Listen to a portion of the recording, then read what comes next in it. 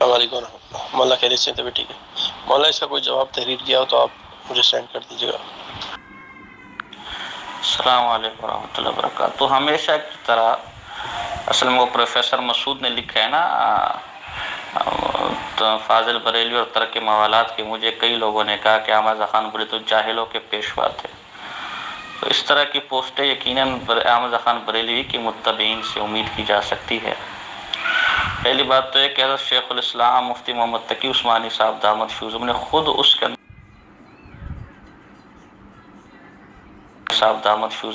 اس کے اندر واضح کر دیا کہ خواب کوئی شرعی دلائل نہیں ہوتے۔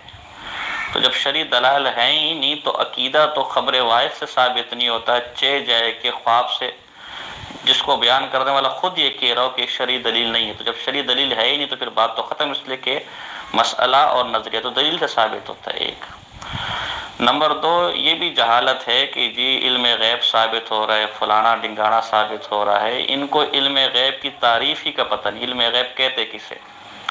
اور نمبر تین، اہل سنت والجماعت علماء دیوبند کا یہ متفقہ عقیدہ ہے کہ حضور علیہ السلام پر امت کے اعمال اجمالاً پیش ہوتے ہیں، عرض اعمال ہوتا ہے۔ تو عرض اعمال ہی کی ضمن میں حضور علیہ السلام پر اگر کرونا وائرس کے متعلق کوئی خبر ہو گئی تو اس میں کیا مذائقہ ہے؟ اور حضور علیہ السلام نے اگر کسی کو خواب میں آ کر بتا دیا تو اس میں استحالہ شرعی کیا ہے؟ اور دوسرا طریقہ یہ بھی ہو سکتا ہے کہ اللہ رب العزت، اور یہ جو خواب میں آتا ہے یہ مثالی صورت ہوتی ہے۔ شیخ عبدالوہاب شعرانی رحمہ اللہ نے الیواقیت والجواہر میں اور شاہ اللہ محدث دہلوی رحمہ اللہ حجت اللہ بالغہ میں لکھا ہے کہ جو خواب میں جو صورت آتی ہے وہ مثالی صورت ہوتی ہے۔ اور مثالی صورت کا بارے میں ہمارا نظریہ یہی ہے جو شاہ اللہ نے بھی لکھا ہے اور شیخ مجدد الفسانی رحمہ اللہ نے مکتوبات شریف میں بھی لکھا ہے کہ اس میں بعض اوقات اصل جو آدمی ہوتا ہے جس کی مثالی صورت ہوتی ہے اسے خبر بھی پتہ نہیں ہوتی اور اللہ اس کی مثالی صورت بنا کر وہ کام کر دیتا ہے۔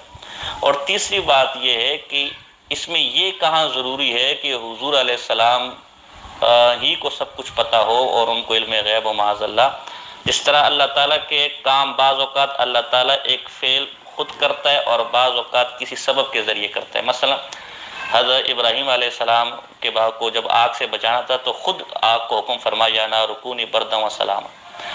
اس طرح بعض اوقات وہ اس کے افعال جو ہوتے جیسے بارش کو کہہ دیا کہ بارش ایک سبب بن گیا، اگرچہ بارش برسانے والا بھی اللہ ہی ہے لیکن بادل اس کے لیے سبب بن گیا۔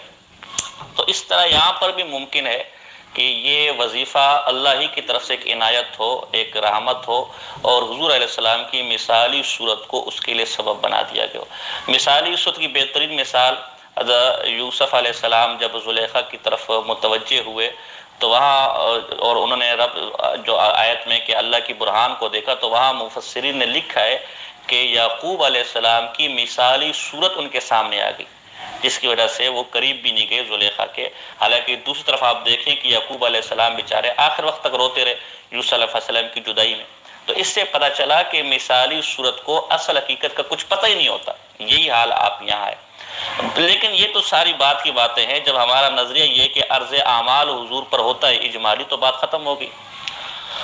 اور یہ جو انہوں نے کہا کہ مشکل کشا، یہ بھی عجیب جہالت ہے۔ یعنی اس کا مطلب ہے کوئی کسی کو وظیفہ دے دے، کوئی کسی کا مسئلہ حل کر دے، سارے مشکل کشا ہوتے ہیں۔ تو جتنے عاملین بیٹھے پھر تو سب کو مشکل کشا ہونا چاہیے، اور جتنے ڈاکٹروں کے پاس جاتے ہیں سب کو مشکل کشا ہونا چاہیے۔ تو پھر یہ بجائے مزاروں کو چاٹنے کے ڈاکٹروں کی ڈاکٹری چاٹے، بجائے مزاروں پہ جانے کے عاملین جتنے بیٹھے ہوئے ہیں ان کے جوتے چاٹے۔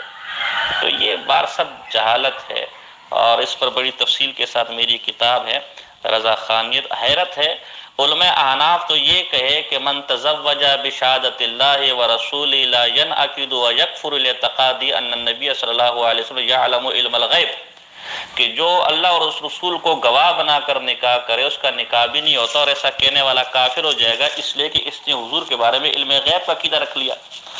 اور صرح علماء الحنفیہ بتکفیر من اعتقد ان النبی صلی اللہ علیہ وسلم یعلم علم الغیب۔ ملا علی قاری نے شرح شفا میں لکھا ہے، شرح فقہ اکبر میں لکھا ہے، اور یہ جو پہلی والی بات میں نے پیش کی یہ ویسے ہے تو باہر رائے کی لیکن اسی مفہوم کی کم و بیش مالا بدھ منو سے لے کر شامی تک کی تمام کتب کے اندر موجود ہے۔